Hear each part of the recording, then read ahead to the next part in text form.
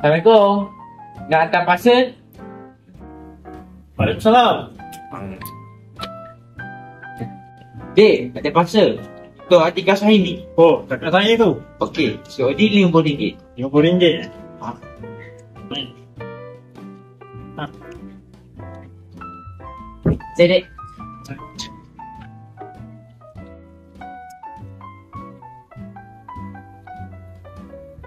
Dik, ni pasal siapa? Masyarakat lah ni. Ada orang COD. RM50 kan. Mana ada akak order apa-apa? Tisu? Nge-scam ni. Wis, murah betul airport ni. Check up dulu.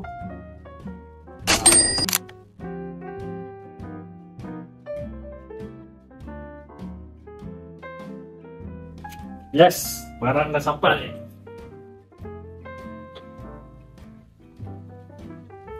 Kenapa tak ada jenama ni?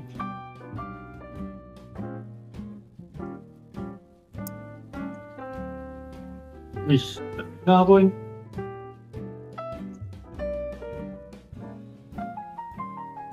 Wih, kena scam ni.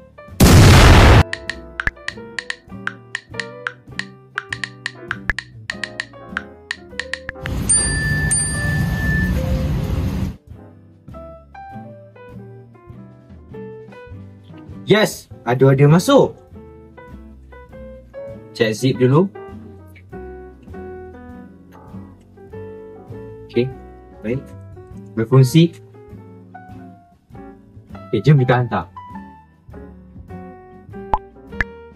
Aik, dia tak nak bayar. Sebab zip rosak. Hari tu aku check zipnya, elok je hari tu. Ish, mesti kena scam. Buat apa tu? Kakak, tengok ni. Macam yang kita pernah kena je ni. Mana-mana? Ni. Tunggu. Anda pernah jadi masa online shopping atau nak elak daripada kena scam? Jom saya explain. Sebenarnya banyak cara online shopping scam ni berlaku tau. Jadi jom kita tengok satu persatu. Pertama sekali, COD scam. Scammer akan dapat tahu maklumat kita daripada parcel lama yang kita buang tanpa kita koyak.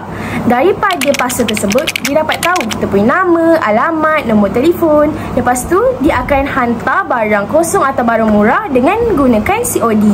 Lepas tu, scammer yang dapat duit, kita pula yang rugi. Uish, ni macam kita kena hari tu, Dik. Ya weh. Jadi, macam mana elak? Kalau boleh, elakkanlah COD. Gunalah platform rasmi yang ada buyer protection. Kalau masih nak gunakan COD, confirmkan dulu dengan seller sebelum bayar. Dan akhir sekali, jangan lupa koyak label parcel lama supaya data kita tak disalahguna. Yang kedua, scam barang fake. Sebagai contoh, kita nampak phone original yang harganya lagi murah dari pasaran. Kita pun terus percaya and terus buat full payment. Bila barang sampai, tahu-tahu nampak macam ori tapi sebenarnya tak function pun. Weh, ni betul-betul pernah jadi kat aku. Cara elak senang je. Jangan terlalu percaya dengan harga yang murah dari pasaran dan elakkan bank in kepada akaun individu. Yang ketiga, seller ditipu customer. Seller pun boleh kena scam tau. Weh, ni exactly jadi kat aku tu. Kalau anda seller, cara untuk elak kena scam ialah gunakan platform yang ada seller protection. Dan jangan setuju untuk jual secara ansuran. Dan jangan lupa untuk ambil gambar atau video sebelum post barang. Simpulannya, shopping online memanglah senang. Tapi scammer lagi senang untuk scam kita. Jadi hati-hati. Jangan bagi scammer kaya dengan duit kita. So, kalau kita yang nak kena scam ni, kita nak reportkan siapa dulu? Sebenarnya ada banyak government authorities yang korang boleh report tau.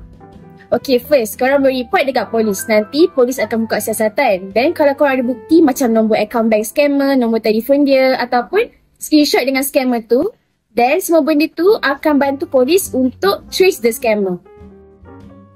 Selain tu, korang boleh juga report dekat KKD, Kementerian Komunikasi dan Digital. Dekat situ, diorang akan kumpulkan laporan-laporan scam and collab dengan agensi lain untuk sekat laman web, fake account atau iklan-iklan scam yang ada banyak dekat internet tu. Last kali, MC pun penting. Diorang ni yang pantau komunikasi.